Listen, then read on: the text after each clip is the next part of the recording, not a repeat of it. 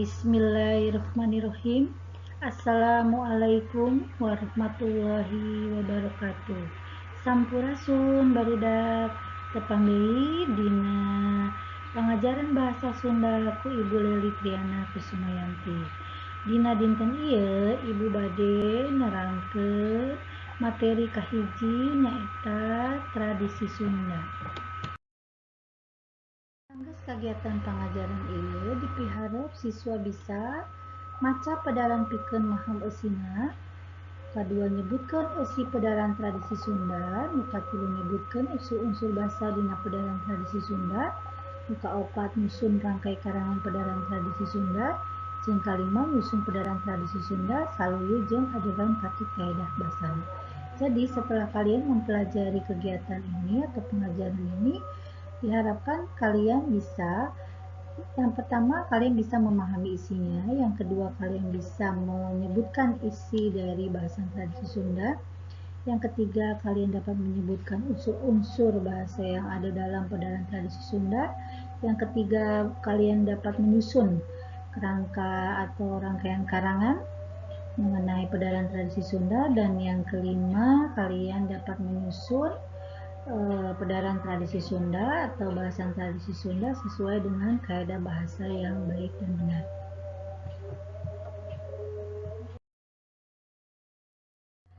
Selanjutnya, pengertian tradisi Sunda. Naon sih tradisi Sunda teh? Tradisi Sunda nyaeta kabiasaan anu sok aya di daerah Sunda. Coba lihat kalian contohnya di sini ada kegiatan kalau dalam bahasa Sundanya itu papahare. Ya, kalau di Bekasi apa ini makan bareng ya. Bedana tradisi Sunda jeung tradisi Bekasi. Naon sih bedana? Tradisi Sunda leuwih gampang jeung praktis ditinggal dina sagala rupina boti bahasana atau adat istiadatna.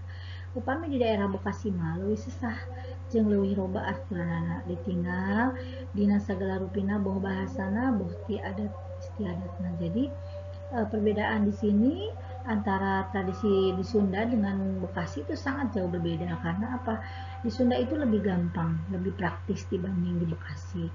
Kita berikan contoh, misalnya Ibu kasih contoh tentang pernikahannya ya. Ada adat istiadat tapi dari segi pernikahan. Nah, pernikahan di daerah Betawi atau Bekasi ini dibanding di daerah Sunda itu lebih ribet ya, lebih kelihatannya tidak praktis gitu ya, lebih susah. Karena apa? Di Bekasi itu seserahannya juga beda dengan di daerah Sunda. Kalau di daerah Sunda itu paling juga mas kawin, seperangkat alat sholat gitu kan. Tapi kalau di Bekasi itu ditambah dengan perabotan rumah tangga gitu. Apalagi kalau yang memang uangnya ada itu bisa sampai motor diberikan kepada pihak perempuan sebagai seserahan. Nah, di sini dia ada contoh tradisi Sunda, ada contoh tradisi Sunda diantaranya 7 bulanan, di kesenian dilihat dari keseniannya itu tari rampak gendang, upacara adat seren tahun atau ngangkut pare itu mengangkat padi, upacara adat pesta laut biasanya ini di pantai selatan.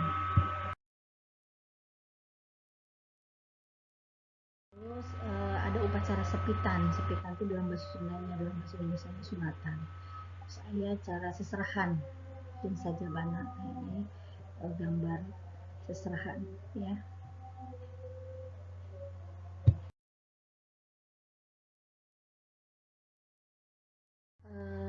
Kalau tadi itu contoh tradisi Sunda, nah ini contoh tradisi Betawi.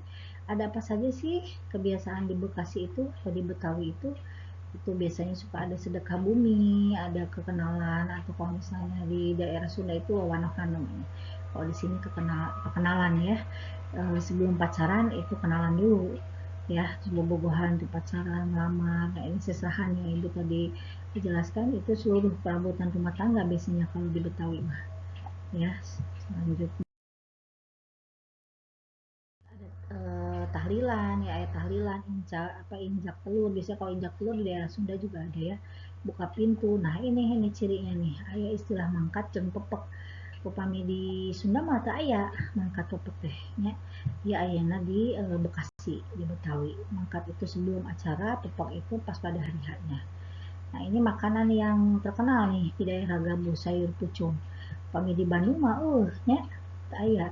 Tapi di Bekasi mah atau di Betawi ini mah ada ya, salah satunya di daerah Gabus. Barulah kita bahas ini mengenai perkara pedaran tradisi Sunda. Naon sih pedaran tradisi Sunda teh? Tulisan anu medar hiji pasoalan dumasarkan fakta-fakta nu kapanggih buktina hasil panelitikan, buktina hasil pengalaman sorangan, tantuna aya pangaruh atau kanyaho anyar nu gede manfaatna keur pamaca. Jadi pedaran tradisi Sunda itu adalah sebuah tulisan atau karangan ya yang di dalamnya itu suatu persoalan di mana ada fakta-fakta, dan fakta-faktanya itu bisa diambil dari penelitian, bisa diambil dari pengetahuan, mungkin dari YouTube, dari Google kamu ya, dari internet, bisa dari buku dan lain sebagainya ya, dan juga bisa dari pengalaman sendiri ya, yang tentunya itu pengaruhnya sangat besar ya, dan kalau bisa bermanfaat buat orang yang membaca, bermanfaatnya ke pamaca, jadi bisa bermanfaat untuk yang membaca tulisan kamu ya. Nah, ini contoh dalam bentuk narasi, ini menceritakan. Nah, ini tata cara ngadamel getuk lindri, misalnya kamu membuat pedaran tradisi Sunda tentang tata cara ngadamel sayur pucung misalnya ya, bisa juga. Nah, di sini bentuk tulisan pedaran Sunda ini bisa ke dalam bentuk argumentasi, bisa dalam bentuk deskripsi, bisa dalam bentuk narasi, dan bisa dalam bentuk eksposisi. Terserah kamu maunya menulisnya itu dengan memakai apa, argumentasi, deskripsi, atau menceritakan ya, atau eksposisi hanya menegaskan saja. Nulis bahasan berdasarkan unsur-unsurnya. Jadi langkah-langkah dalam menulis suatu bahasan tradisi ya. Situ ada beberapa item, ada beberapa langkah. Nu kahiji neangan ide atau ilham. Biasanya sok hese neangan ide ke nulis bahasan teh. Teu kudu jauh-jauh neangan ide mah, cokot we tina pengalaman pribadi jeung objek sabuduran urang.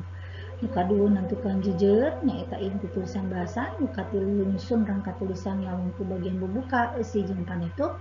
Nu kaopat bahasa nu digunakeun ilahar ngagunakeun bahasa loma jeung nu kalima nentukan judul biasana ngahudang panasaran. Jadi langkah-langkah menulis bahasa berdasarkan unsur ini ada 5. Yang pertama kamu harus mencari ide dulu ya, dan memang susah ya untuk mencari ide itu, tapi jangan jauh-jauh, bisa dari pengalaman sendiri atau di sekitar kita. Terus menentukan tema, terus baru dah menyusun tulisan ya, dimana tulisan itu harus ada pembukaan, isi, dan penutup. Terus bahasanya yang digunakan juga harus menggunakan bahasa yang sopan, ke bahasa loma, tidak terlalu kasar dan tidak terlalu halus ya, biasa-biasa saja. Terus dalam menentukan judul juga ini harus yang membuat penasaran ya. Nah, di sini bahasan tradisi juga ada unsur-unsurnya. Di mana unsur-unsurnya ini ada 3, pembukaan, isi, dan penutup. Bubuka, isi, jeung panutup. Dina bubuka bisa nerangkeun gambaran tempat di mana nyaritakeun naon-naon anu rek dipedar. Isi nyaritakeun inti bahasan, jeung panutup minangka pungkasan tulisan bisa berupa kesimpulan. Nah, kumaha barudak? Tos paham? Ya, gimana anak-anak sudah paham? Mudah-mudahan apa yang Ibu jelaskan tadi bisa kalian pahami.